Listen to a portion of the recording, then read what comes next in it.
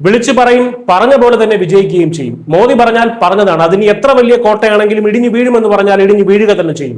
തൃണമൂൽ വിമുക്ത ബംഗാൾ എന്ന വലിയ ലക്ഷ്യത്തിലേക്ക് ബി നടന്നു കയറുമ്പോൾ ദീദിയുടെ പഴയ ഖേല ഹോബെ മുദ്രാവാക്യങ്ങൾ ഇപ്പോൾ എവിടെ പോയി എന്നാണ് രാഷ്ട്രീയ നിരീക്ഷകർ ചോദിക്കുന്നത്.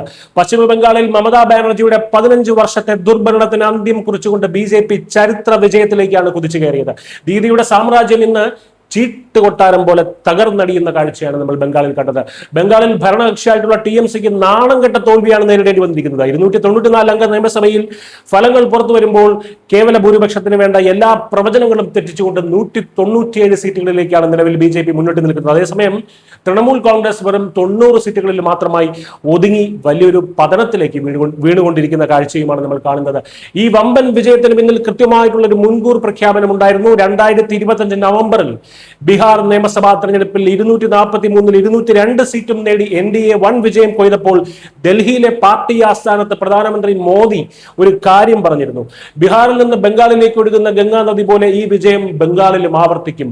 അന്ന് പലരും അതൊരു രാഷ്ട്രീയ വാചാടോപമായി മാത്രം കണ്ട് തള്ളിക്കളഞ്ഞു. പക്ഷേ ബംഗാളിലെ ജംഗിൾ രാജ് പിഴുതെറിയുമെന്ന അദ്ദേഹത്തിന്റെ ആ പ്രതിജ്ഞയാണ് ഇപ്പോൾ യാഥാർത്ഥ്യമായിരിക്കുന്നത്. 5 വർഷം മുമ്പ് പലരും സങ്കല്പിക്കുക പോലും ചെയ്യാതിരുന്ന ഒരു മാറ്റമാണിത്.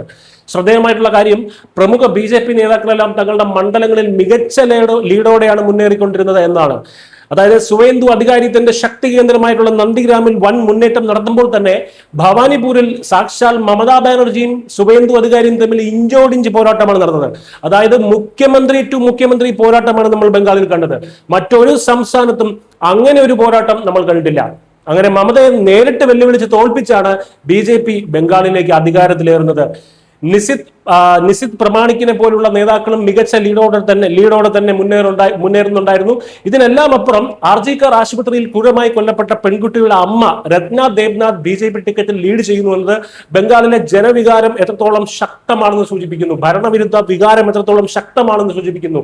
അക്രമ രാഷ്ട്രീയത്തിനെതിരെ ജനങ്ങൾ നൽകിയ നിശബ്ദമായിട്ടുള്ള ഈ പ്രതികാരം കണ്ടപ്പോൾ ദീദിക്കും പാർട്ടിക്കും കാര്യങ്ങൾ വ്യക്തമായി പിടികിട്ടിയിട്ടുണ്ടായിരിക്കും. ഇപ്പോൾ ചുരുക്കത്തിൽ കിഴക്കൻ ഇന്ത്യ പൂർണ്ണമായും പിടിക്കുക എന്ന BJPയുടെ തന്ത്രം ഇവിടെ ലക്ഷ്യം കാണുകയാണ്. ഇനി ഒരു സംസ്ഥാനം കൂടിയുണ്ട്, മിസോറാം. എന്നാലും മോദിയുടെ ദീർഘവീക്ഷണവും BJPയുടെ സംഘടനാ കരുത്തും കിഴക്കൻ ഇന്ത്യയെ പൂർണ്ണമായും കാവി അണിയിച്ചിരിക്കുന്നു എന്ന് തന്നെ പറയാം. അയൽ സംസ്ഥാനങ്ങളിലേക്ക് ഭരണം വ്യാപിപ്പിക്കുക എന്ന ലക്ഷ്യം പൂർണ്ണ വിജയത്തിലെത്തുമ്പോൾ 2026-ലെ മറ്റ് സംസ്ഥാന തെരഞ്ഞെടുപ്പുകൾക്ക് തയ്യാറെടുക്കുന്ന പ്രതിപക്ഷത്തിന് ഇതൊരു ചെറിയ മുന്നറിയിപ്പല്ല നൽകുന്നത്. ബംഗാൾ ഇനി പുതിയൊരു മാറ്റത്തിന്റെ പാതയിലാണ്.